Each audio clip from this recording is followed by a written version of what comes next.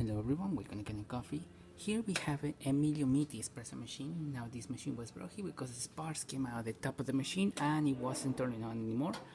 And the machine was without use for like around 3 months approximately. So we had to do a lot of work with this machine. We replaced the boiler safety valve, we had to replace the pressure stat, and we have to pretty much check the wires from the tank sensor. It was also not connecting.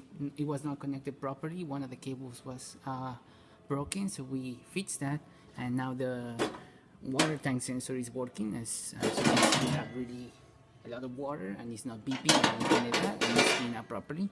So we also did an overhaul on the E61 groove head, and the condition of this was really bad, especially around the motion cap. This is the motion valve. As you can see, it's completely full of scale buildup. The machine had a lot of scale, to be honest, and it was pretty hard to remove it. We tried to remove most of it, and yeah, that was the condition of the machine before.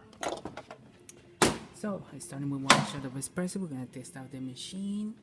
Hopefully I have the right grind settings for the machine, otherwise you're gonna see drip coffee or coffee barely dripping. We're not using the portafilter of this machine. Unfortunately, we don't have the original one.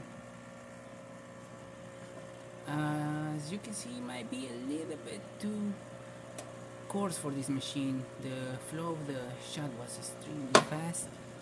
I'm gonna stop it right now.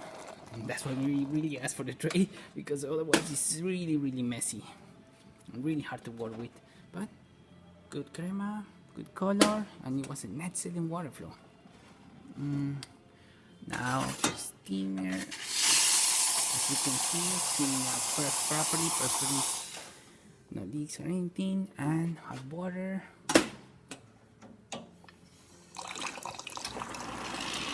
Working perfectly fine, and there you have it.